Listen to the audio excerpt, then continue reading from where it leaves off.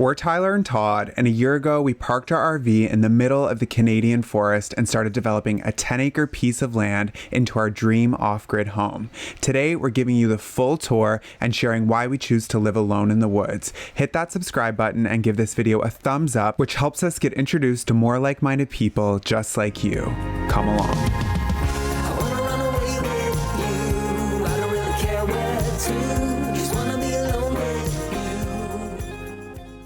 Hello and welcome back to the vlog. We're really excited for today. We're going to be taking you on a tour of the land and showing you the progress we've made, as well as share our vision and the goal of where we're going. To make things a little easier, we're going to start things off with an aerial shot. From here you can see the solar field area, the greenhouse, the house site, and where we've had the RV parked while we've been living here for the last year and a half. To kick the tour off, let's head down the trail that we're going to be living this winter. So as you make your way down the trail that we just built in last week's video, to the left we are going to be putting our seasoning shed. The seasoning shed holds 3.5 cord of wood, which hopefully is going to be enough to get us through the winter. As you come around this bend, you're going to get to the area that opens up, and this is where we're going to be building the geodesic dome. Right over here, taking in this beautiful elevated view of the forest. I just cannot wait for it. Along with the amazing view of the treetops above. Seeing the stars at night is going to be really amazing. We're really excited to call this place home for the winter. Yeah, so a bit about this project. The way that we're going to be doing it is we're going to be building a 28-foot diameter deck. So it's going to be like an octagon shape, and that gives us 1 foot around the entire dome because it's a 26-foot diameter dome. And it's going to be elevated up off the ground, so we're going to be insulating underneath to make it extra warm for the winter, because that was a question we got a lot in last week's video. They're really common in the Arctic and the North Pole. They're built on the mountains in the Swiss Alps. So we're gonna have wood as our primary heat source. We're gonna make it completely off-grid with its own battery power system, just like we did with the RV. So as you come this way, the dome will probably be ending about here, and this is where we're going to be putting a wood barrel sauna. We're really excited for that. It's powered by wood, and it actually has a massive dome shape on the back of it that will just take in this view as well while you're sitting in there. When you leave the dome area, you hit these wood chip trails that we have built, and then the shower is just beyond there. So our vision for the property is to just have chip trails everywhere. So in the winter you can go snowshoeing and you have like a really clear path that you're not disturbing the forest as much as possible. This is definitely one of my favorite things on the entire property. Yeah, this was a really important part of the whole land project because we still don't have reliable running water. So right now we're getting our water from a 260-foot drilled well, and we get it out by using the power of the sun. We have a 12-volt pump that powers this, along with this outdoor propane heater. We often get asked about our well, so we chose to go with a drilled well here. We've got really, really good water here. It's just, unfortunately, it's hard, so that's why we had to build our own little filter system, which works so well. We saved literally thousands of dollars by doing that ourselves. Anything that we're doing, you can learn. It just takes some time and patience and a lot of YouTube videos. Yeah, exactly. So with the shower, we often get asked about the stuff we use. All the shampoos and the body wash and everything is completely natural and biodegradable. So it just filters back down into the soil of the forest. We're on a hill, the entire property, so we kind of just goes down and it just runs its way through. All natural. Exactly. Good products. And from here, you can see this is the trail that goes back to the dome site, and then we also have this trail that continues this way, and that is what takes us to, we call it the property line trail, and that's the first one that we made for snowshoeing. So you can leave from here, get a nice little walk through the entire property and back to the house site. So we're sitting on 10 acres here. However, we don't have any neighbors around us, so there's literally just hundreds and hundreds and hundreds of acres of forest to live and explore. So this is maybe my favorite hammock on the land. Kind of just keep popping them up. It works so well. We can get in there, Eddie joins us in there, and none of us get bugs on us. And then Charlie just kind of lays out here because he doesn't like to snuggle in the hammock. The goal with the entire land project is to immerse ourselves in nature everywhere that we are, and anywhere that we've had to disturb the land, we're trying to put it back to like something that takes care of itself. So we don't want any lawns that are maintenance of fertilizers and gasoline for mowing it and all that type of stuff. The forest floor, as you can see, it's just covered in moss. It wasn't like this when we first got the land. It's really grown up and is evolving more because we've thinned out the trees a little bit. Forest management is a really important part of owning a property this big, just reducing your fire risk. But when you do that, more sunlight reaches the forest floor. Everything just kind of proliferates and blooms. And you get really better special. trees as well. As you can see, these trees are still quite immature. So by thinning it out, you're removing that competition for the nutrients, the sunlight, all that type of stuff. And within like 5 to 10 years, we should really start to see these trees growing into larger, more beautiful stands. But going back up here, we're gonna show you where our well is. If you're a Patreon member, you've already known for months the house that we're building, so don't spoil it in the comments below. But this should give you a decent clue. We wanted something that's going to match the house, so we're gonna paint it the same color. That's all we're gonna say on that for now. But we're going to be using this as a utility building. So the intention is to offset our power consumption. We haven't decided yet if we're going to go with a battery bank system, or Nova Scotia is really good for grid tied selling back, and you can actually wash out your entire power bill. The house we're building is a little bit smaller than a typical house, so we don't have a lot of room for the mechanical inside, and especially where it's a well system, we have to put in different filters to make sure that it's safe for consumption. So we did a 4-stage filter system. The 2 first filters are spin down filters that get rid of larger debris, and then we have 2 smaller filters that get rid of bacteria, viruses, that type of stuff. So we've been using it for showering and washing dishes, brushing our teeth, all that kind of stuff. We lived here for 9 months without running water, which was hard. You have to be a lot more mindful of your consumption. It's been a really good way to reframe our priorities. Yeah, and also I don't know if you've heard it in our videos time and time again, but each day actually does get better because it's not about big things getting done, it's about the little tiny things that make it just that much more comfortable each day for you. Our water system that we have set up right now is very much temporary, but it sure beats showering in a Rubbermaid tote. Gets better each day. It does. I feel cheap. So where we're standing right now is where our land journey began. Less than a year and a half ago, this was just complete undeveloped forest. We went for a walk one afternoon and we discovered this amazing large tree right here and decided that we wanted to keep it, and all of our plans grew around that one tree. It's kind of cool. Everything that is going on here has sort of grown from just walking the land and watching the way the sun moves across it and watching the dips and elevations in the property and figuring out how we can use them to our advantage. For the last year and a half, we've been living completely off-grid in this RV. So rather than, just buying a piece of property and rushing to build something to move into right away, we've really learned to appreciate the land and figure out where makes the most sense to build each unique thing that we're doing here. As you come this way, this has been our saving grace. It started out as an outdoor workspace and cooking space that is screened in and protects us from the bugs, but it's now turned into like a tool shed in there, and we've got some homemade wine being stored in there. So just protects us from the bugs. Yeah.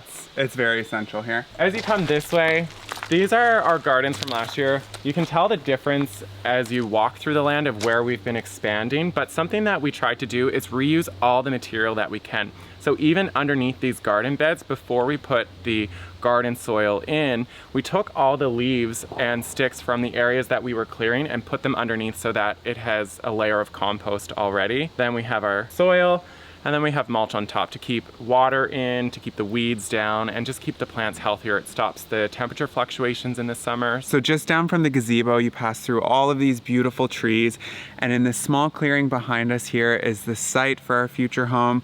It's always been our dream to have a cabin that's really nestled in the woods, completely surrounded by trees. We're gonna be building the house in sections and lifting it over top of the trees and back down into place. The engineering and complexity of the permits has taken a lot longer than we initially thought it would going into this experience. Our dream is getting there, but if you're setting out on an adventure like this, just know it's gonna take some time. So yeah, more on that later. Let's continue with the tour. So leaving the gazebo, you come over to our fire pit area. We spend a lot of time here. Oh, so much. We always wanted to have a pond right there. And it just is the perfect backdrop for a fire at the end of the day. We actually built another fire on the other side of the pond. Our goal essentially is anywhere that is a beautiful space where we like to relax in the evening, we put a fire pit. There is nothing better than ending the day with a couple of dandies and a fire. So over here we get to our pond, which we expanded this year from the small one we had last year. We built a waterfall right here that when we have extra solar, we pump the water from inside to filter it, and it just trickles down and you get the sound of running water through the property. But we also made sure that the ditch that runs along the side of the driveway is routed to fill the pond. So the goal down the road is to turn this into a large-scale aquaponics system with a solar-powered drip irrigation system that will water our gardens for us, these vegetable gardens we have outside. So we want to harvest as much water as we can, so when it rains here, we're on a hill, we catch it coming down the hill as well as the driveway. I'm really happy with it. It works super well. It was clearer than this. That is the downside. As we're still a construction site, we have a lot of exposed soil and clay, so when it rains, the runoff is really muddy, so we get murky after a rain, but we can clear it to the point where we've been able to see the boulders at the bottom just naturally with a few plants that we've put in it. We put 1,000 watts of solar on the roof, which really meet all of our needs and then some, but we also have these 4 panels that are continuously set up with wires running into the RV. But having a generator is really important no matter what your off-grid system is, because it's just reliable power. So we have a Honda 2000 that keeps us connected in worst case scenarios. If it's cloudy for a few days, we are in Nova Scotia after all, so the weather's always changing. But yeah, that's our power in a nutshell. So Todd built these beautiful arbors, as you can see, and we've got them lit up with solar lights, so in the night they're really magical.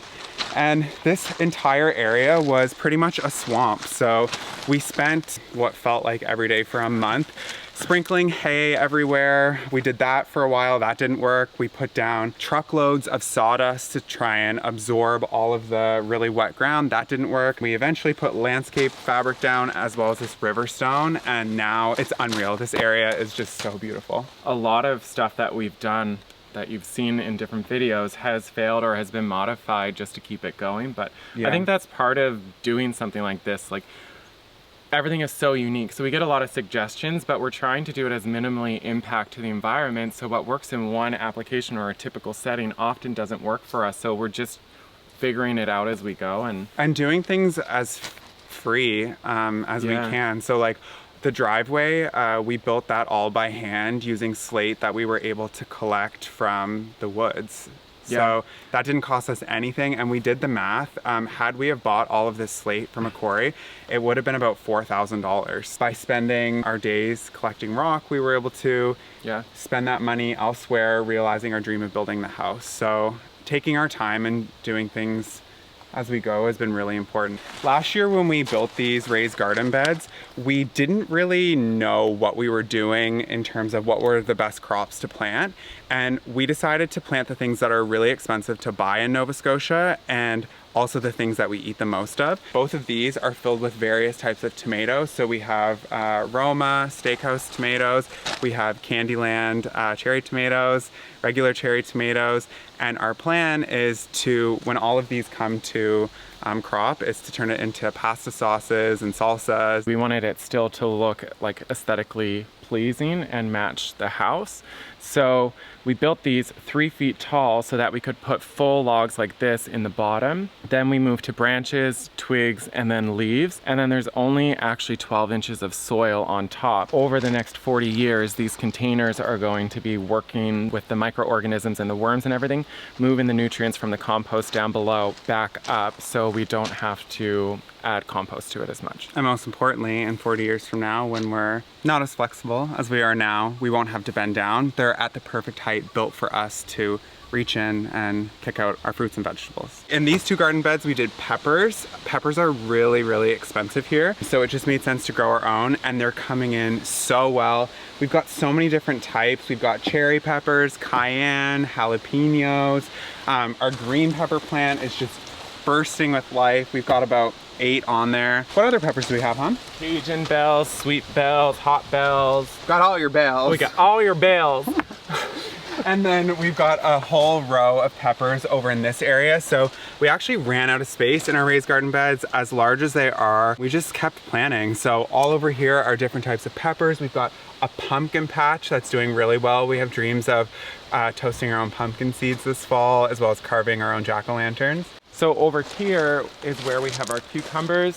So they just have this area to climb up and they grow on the fence as the summer goes, and they're actually working their way into the arbor with our bean plants, which is kind of really pretty, I find. It's really rewarding, especially doing most of these things from seed. You might be wondering also what this gigantic thing is right here. The way that this works is the water comes out from the highest point, like higher than anything in the garden, and the pressure inside the tank creates the flow for us just from gravity. And the way we fill it is on days that we have excess sun, we run a garden hose from the well and pump it into here. We don't even have to climb up. We plug in, it goes up and into the top of the tank. We often get a lot of people telling us that we shouldn't have a black cloth on the tank, but this is a UV protected cover. So it stops the water from getting too hot, and it also stops algae from growing in it. So inside of this is just clean, clear water when we turn the tap on. So coming through here, it took us a long time to figure out what we wanted to do with this area. We're just gonna gravel it on top of this landscape fabric, and it's just an area that if we're having people over, we wanna play lawn games, put a movie on. It's just sort of a flex space that we have, like people would use their lawn, but we just won't have that. Yeah, and I think continuing this area with the same sort of pebble stone all throughout is just gonna be a beautiful thing. We built this seating area over here a few weeks ago, or Todd did, I should say. And it was teamwork. We spent a lot of time lounging over there. You wanna take them over? Sure. I think it turned out really nice. Like the view from here is just so picturesque. Eventually we're going to build a water feature down at this end. Because the pond is so large, the one waterfall isn't enough to circulate it. To water our plants over on this side of the property, we set up another 12-volt pump that is submersed down into the pond and runs up underground through piping and then comes out this tube. So we can water all of our plants over here using the pond water, and yeah, just being completely off-grid but still making it work. I think it's also cool the way that we've been here. It was just supposed to be somewhere for last summer to camp, and then it became, okay, how do we winter camp, and then it became building. And each day that we make things a little bit better, it just sort of makes it more like we appreciate the things a bit more. So feels more like home too. Yeah, and just the fact, like, now that our solar is fully up and running, I appreciate having lights on at night. And now that we can have water without driving down the street, I appreciate every glass of it. And we've caught things too, like we keep mentioning, following the sun and the seasonality of the property and stuff. We now have the windows in the house all placed perfectly for the light that we want in that room. We've definitely roughed it along the way. That was not the dream, but the dream is where we're going. And this brings us to Sunny Street, which is still in construction mode right now. We're kind of referring to this more as our utility space. So we're going to be building a greenhouse here, have a woodshed here, and we need to be able to get soil and deliveries. So that's why we have Sunny Street. Yeah, and then you make your way out this street here and you're gonna pass our solar. So we're gonna be doing a pretty large system. We haven't decided exactly. We have some plans in the works that are going to change our power requirements. More on that later, but we're thinking between 10 and 15 kilowatts. That's why we had to clear such a large space. We didn't want this. The goal has always been to be a house or a cabin in the woods, but reality has had to shift that dream a little bit. But we're backfilling it purposefully. So we have the pond, which is our water for our plants. We're gonna be putting a greenhouse here to offset our grocery bill. So just, I guess, reusing what we have to. Yeah, we're both plant-based, so most of the food that we eat in a week, we could grow ourselves if we're willing to put in the time and the energy, which we are. It's something that we're really passionate about. So having a 4-season greenhouse is gonna allow us to grow leafy greens like spinach and lettuce all year long. We're really excited about it. That's going to be a project throughout the fall. That'll be a really big undertaking. But that's kind of how the land works, is every week we realize something that will help us in the future, that if we're willing to invest in infrastructure today, it'll pay dividends tomorrow. So Yeah. that's why we always change our minds, and it's a growing thing. We say this now, and we could change our mind on some things. People build a house and they say there's things they wish they had have known, and we're just taking our time doing the research because we don't want to be in the house and within a year saying we wish we had have done something different. So there you have it. That is the grand tour of our land and all the projects that we have coming up over the next few months. I know it's probably an overwhelming amount of information, but hopefully it helps make it all kind of fit together of why we're jumping between places and different projects and talking about all these different things. There's a master plan here, and it's really, I think we're in the exciting stages of seeing big things happen quickly, finally. Yeah. So you can join us every Sunday as we continue with all these projects. Thank you so much for joining us, and have a great week. We'll see you next Sunday. Bye.